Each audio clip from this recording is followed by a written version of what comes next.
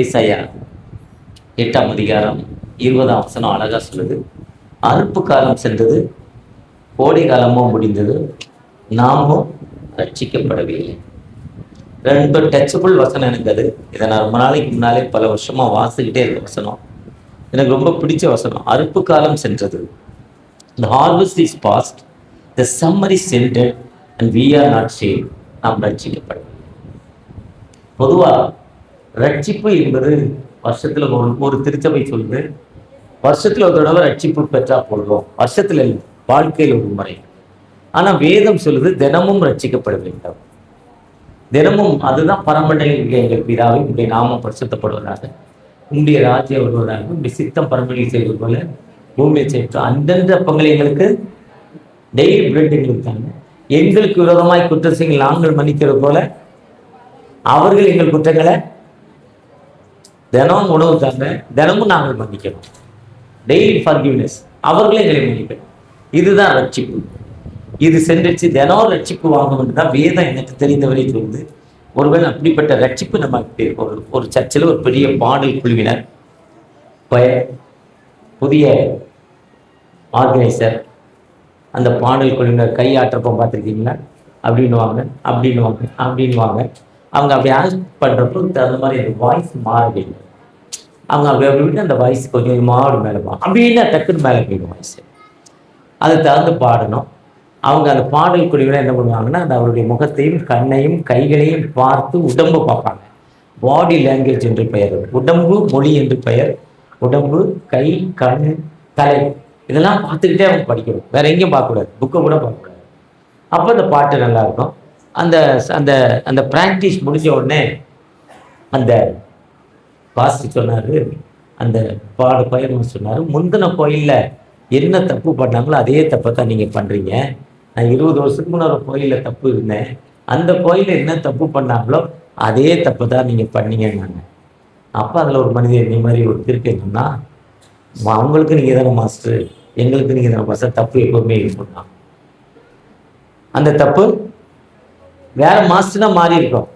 நீ ஏதோ ஒரு இடத்துல பிரேக் பண்ணிக்க, அந்த பிரேக் எங்கிட்ட என்ன. இன்னைக்கு ஸ்டூடெண்ட் வந்து ரொம்ப அட்வான்ஸாக இருக்காங்க, டீச்சர்ஸ் விட ஸ்டூடெண்ட் ரொம்ப அட்வான்ஸாக இருக்காங்க. எப்படி இருக்குன்னா, ஒரு டீச்சர் வந்து ஒரு கிளாஸில் கேட்குறாங்க, இந்த ரோடு போடுறதுக்கு ஒரு வாரம் ஆச்சு, 10 பேர் போட்டாங்க, இதை 15 பேர் போட்டால் எவ்வளோ நாள் கழிச்சு போடணும், எவ்வளோ நாளில் போடுவாங்கன்னு கேட்டாங்க. இந்த ரோடு போட 10 பேர் 5 நாளில் ஒரு வாரத்திலே போட்டாங்க, இதை 15 பேராக்கி போட்டால் எத்தனை நாளில் முடியும்னு டீச்சர் கேள்வி. பையன் சொன்னா, ஏன் டீச்சர் ஏற்கனவே ரோடை போட்டு முடிச்சாச்சே, இன்னொரு தடவை ஏன் ரோடு? பையன் எப்படி இருக்கான்? அட்வான்ஸா? ரொம்ப அட்வான்ஸாக இருக்கான் பையன். எப்பவுமே இப்போ வந்து அட்வான்ஸ் டெக்னாலஜி. அதுதான் நம்ம ஐயா சொன்ன மாதிரி, அவன் செல்லில் யார் படத்தை வச்சிருக்கா? பிராங்க் படத்தை வச்சிருக்கா. நீ ஜீசஸ் படத்தை வைக்கலாம், வசனம் வைக்கலாம், வசனம் காணொலி தீபங்கள்லாம் செல்ல ஆன் பண்ணணும்னா வசனம். அதுதான் சர்ச்சில் பாருங்க, வசனம் சுற்றி எழுதியிருக்கு. இல்லை பாஸ்டர் படமோ ஒரு துணவியார் பேரோ போடல, இந்த வசனம் தான் காணொலிக்கு தீபம். இந்த பிராக்டிக்கல் லைஃப் நம்மகிட்ட இல்லை. அதுதான் அந்த பிராக்டிக்கல் லைஃப். அந்த மாஸ்டர் என்ன தப்பு பண்ணாரோ அதே தப்பு அந்த பிள்ளைகள் பண்ணுது. அதே தான் நாம் என்ன தவறு பண்ணுறோமோ நம்முடைய பிள்ளைகளும் தவறு பண்ணி கொண்டிருக்கு. அதுதான் சொல்றாரு, நாமோ ரட்சிக்கப்படவில்லை. ரட்சிப்பு என்பது மீட்பு. மீட்பு என்பது என்னதுன்னா, ஒரு மனுஷன் தண்ணிக்குள்ள போய்கிட்டு இருக்கான், 4 பேர் ஃப்ரெண்ட்ஸு குளத்துல குளிக்க போயிட்டா. குளத்துல குளிக்க போன 4 பேரும், 4 பேர்ல 3 பேருக்கு நீச்சல் தெரியும், ஒருத்தருக்கு நீச்சல் தெரியாது. திடீர்னு வெள்ளம் வந்துட்டு நீச்சல் தெரியாது, தண்ணியில போறான், காப்பாத்துங்கிறப்ப அந்த 3 பேர் வெளியே வந்துட்டா. ஆனா அவனை காப்பாத்த 2 பேர் முயற்சிக்கிறாங்க, ஒருத்தன் தடுக்கிறான், போகாதாடா பாங்கிறான். அப்போ சண்டை வருது. அந்த 3 பேருக்கு மேல ஒருத்தனை காப்பாற்ற முடியல, நின்றுகிட்டே இருக்கான். ஒரு குறிப்பிட்ட நேரம் வந்து அந்த தண்ணியில உருண்டு பிறண்டு அந்த தண்ணியில போற கைகளை தூக்கி கடைசியா அந்த தண்ணி எந்த நேரத்துல போதோ அதே நேரத்துக்கு போவான். ஏன்னா மீனானது எப்பவுமே எதிர் நீச்சல் போடும். வர்ற தண்ணிக்கு ஆப்போசிட்ல போச்சுன்னா மீன் உயிரோடு இருக்குன்னு அர்த்தம், வர்ற தண்ணியோடு மீன் போச்சுன்னா செத்து போச்சுன்னு அர்த்தம். அதான் எதிர்நீச்சல். வாழ்க்கையில அவனுடைய எதிர்நீச்சல் தண்ணிக்கு ஆப்போசிட்டா முடிஞ்சு அந்த தண்ணியோடு அவங்க போய்கிட்டு இருக்கிறப்போ, ஒரு காப்பாத்ததுன்னு சொன்ன நண்பன் திடீர்னு தண்ணிக்குள்ள குதிச்சு அவனை தூக்கிட்டு வந்து அவனை ஃபர்ஸ்ட் எய்ட் பண்ணி அவனை காப்பாற்றலாம்.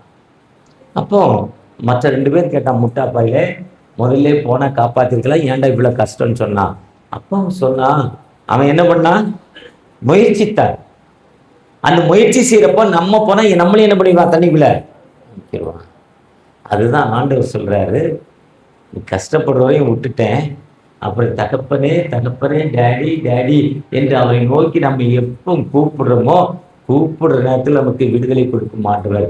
அதுதான் அறுப்பு காலம் போயிடுச்சு, அதாவது போயிடுச்சுங்க, அது ஒன்றும் இல்லை, எண்டாத்த ஹார்வெஸ்ட் அறுப்பு காலம் முடிச்சு, நாம என்ன பண்ணல, ரட்சிக்கப்படலை. ரட்சிக்கப்படுவதற்கு நமக்கு ஏற்ற காலத்தில் ஆண்டவர் நமக்கு உதவி செய்யும் ஆண்டவர். ஏற்ற நமக்கு எப்போ ரட்சிப்பு வேணுமோ அப்போ ஆண்டவர் விடுதலை கொடுக்கும் ஆண்டவர். ஒருவேளை மிஷனரிகள் நம்மோடு இயேசு கிறிஸ்து வந்தாரு, அவர் சொன்னார் காலம் நிறைவேறிட்டு. மார்க் 1:5-15 சொல்றாரு, காலம் the time is coming. அந்த காலம் நிறைவேற வேண்டும். அப்பதான் இயேசு கிறிஸ்து உலகத்துல வந்தாரு. எதுக்கு 2000 வருஷத்துக்கு முன்னால வந்தார்? உலகம் ஆரம்பிச்சு 6500 ஆண்டுகள் ஆச்சு. அப்ப ஏன் வரலன்னா, அப்ப மொழிகள் தமிழ்நாட்டுக்கும் ஆந்திராவுக்கும் போனீங்கன்னா தெலுங்கு, கர்நாடகாவுக்கு போனா கன்னடம், ஒடியாவுக்கு போனா ஒடியா, குஜராத்துக்கு போனா ஹிந்தி, மராட்டிக்கு போனா மராட்டி பேசுவாங்க, வெஸ்ட் பெங்கால் போனா அவங்க பெங்காலி பேசுவாங்க.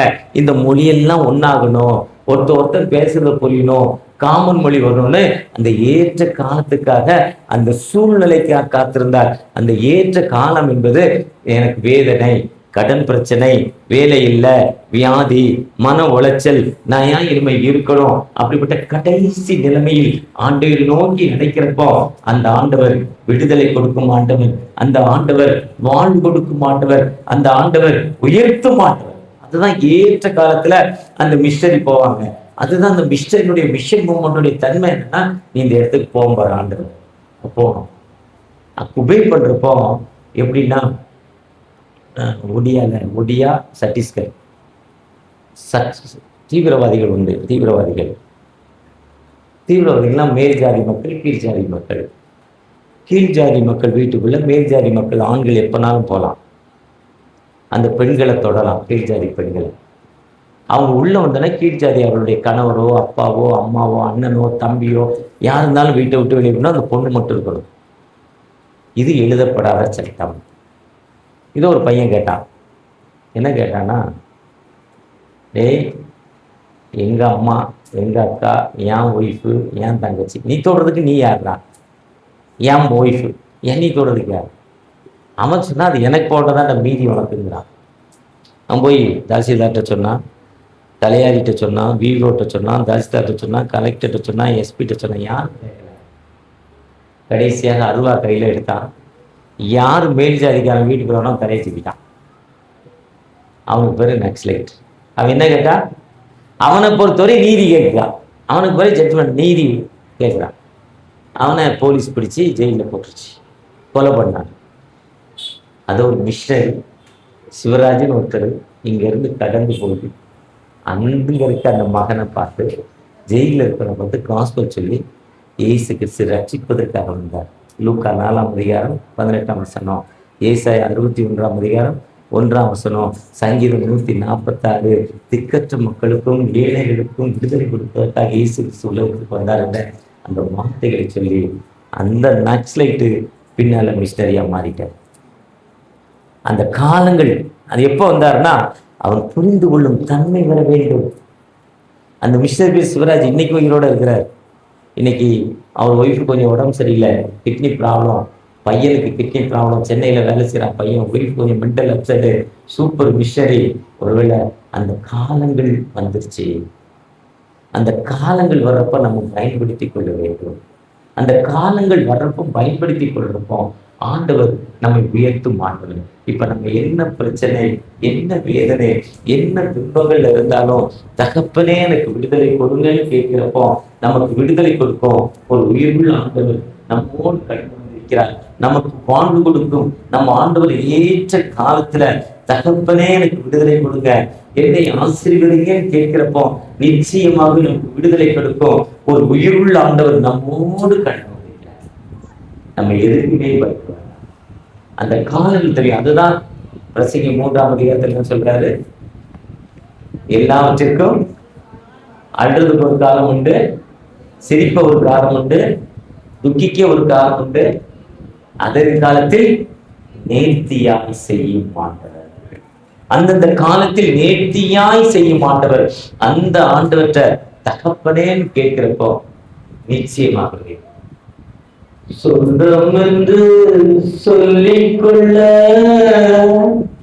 உம்மை விட யாரும் இல்ல, சொத்து என்று அள்ளிக்கொள்ள உம்மை விட ஏதும் இல்ல. இயேசுவே இயேசுவே எல்லாம் இயேசுவே. நாம எப்படி இருக்கோம்னா, ஐயா போட பற்றி சொன்னார்.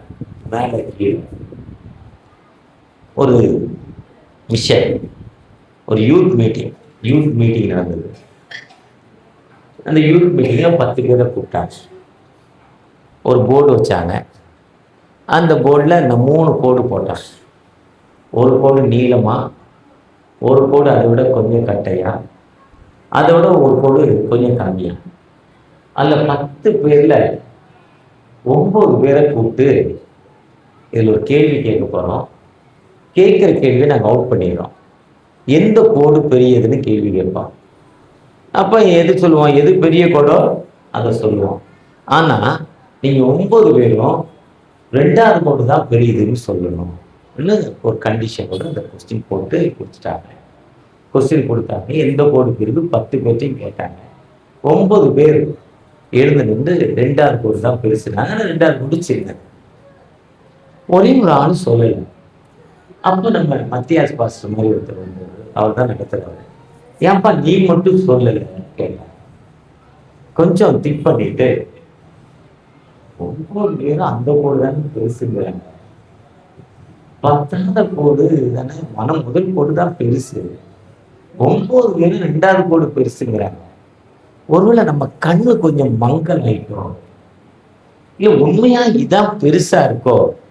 இப்படி திங்க் பண்ணி பார்த்து 9 பேரோட சேர்ந்து என்ன பண்ணிட்டான், இவனும் 2வது கோடு தான் பெருசு. வாத்தியார் கிட்ட ஏன்டா அப்படி சொன்னேன்னு கேட்டார். அந்த யூத் மீட்டிங்ல அந்த பிரசங்கியாங்க மத்தியாசம். அவங்க உடனே எல்லாரும் அதான் சொன்னாங்க, நானும் சொல்லிப்போம். இதுதான் இந்த உலகம். எல்லாரும் எப்படி இருக்காங்கிறது இல்லை, நாம எப்படி இருக்கிறோம். நான் வெள்ளாங்கி போட்டிருக்கேன், என் மனசு இல்லையா இருக்கணும், வெள்ளையா இருக்கணும். என் நடக்க எப்படி இருக்கணும், வேதம் என்ன சொல்றதோ அதன்படி நான் என்ன பண்ணணும். அப்பதான் நாம அறுப்பு காலம் சென்றாலும் என்ன பண்ணுவோம், அறுக்கப்படுவோம். நம்முடைய விதை, நம்முடைய தானி நம்ம இடத்துல செய்யறோம், நாம் ரட்சிக்கப்படுவோம். கிறிஸ்தவம் என்பது நம் வேத உலகத்தை பத்தி நம்ம என்ன பண்ணக்கூடாது, கவலைப்படக்கூடாது. இவங்க இப்படி பண்றாங்க, இந்த சர்ச்சில் எப்படி பண்றாங்க, இந்த சர்ச்சில் எப்படி பண்றாங்க. எந்த சர்ச்சை எப்படி பண்ணாலும் நான் வச்சிருக்கேன் என் பைபிள், நீங்க வச்சிருக்கிற இந்த பைபிள் நமக்கு என்ன சொல்லுது. காலையில எழுந்த உடனே அதை வாசித்து, அதை தியானித்து, தியானம் மெடிடேஷன். தியானம் என்பது பிரசங்கம் இல்ல, திரும்ப திரும்ப வாசிக்கிறப்போ அந்த வசனம் நம்மோடு பேசும், திரும்ப பேசும். பேசுறப்போ அது சொல்லுது. சங்கீதம் 1, துன்மார்க்கனுடைய ஆலோசனையில், பாவியுடைய வழியில், பரியாசக்காரர் உட்காரத்தில், கர்த்தருடைய வேதத்தில் பிரியமாயிருந்து என்ன சொல்றாரு. சங்கீதம் 20 வேதத்தில் தியானமாய் இருக்கிற மனிதன். சங்கீதம் 24 சொல்றாரு, பூமி நிறைவும் அது நதிகளுக்கு மேலாக ஸ்தாபித்தார். நான் எனக்கு பர்வதங்களுக்கு, அந்த 3வது வசனத்தை வாசிங்க. நான் கர்த்தருடைய பர்வதத்திலே நான் பரிசுத்த சர்வத்தில் என்ன பண்ணணும். இப்ப நான் அவருடைய வசனத்துல நடக்கிறப்போ ஆண்டவர்களுக்கு ஒரு நிலையான வாழ்வை தருவார். பொதுவா உலக பிரகாரமா தப்பு பண்றான், நல்லா இருக்கா, நான் தப்பு பண்ணல, எனக்கு வாடகை கொடுக்க முடியல, இல்லை என்னால எங்க வீட்டுக்காரர் கூட சண்டைன்னு சொல்லலாம். நிச்சயமா தப்பு பண்றவன் நல்லா இருக்க முடியாது.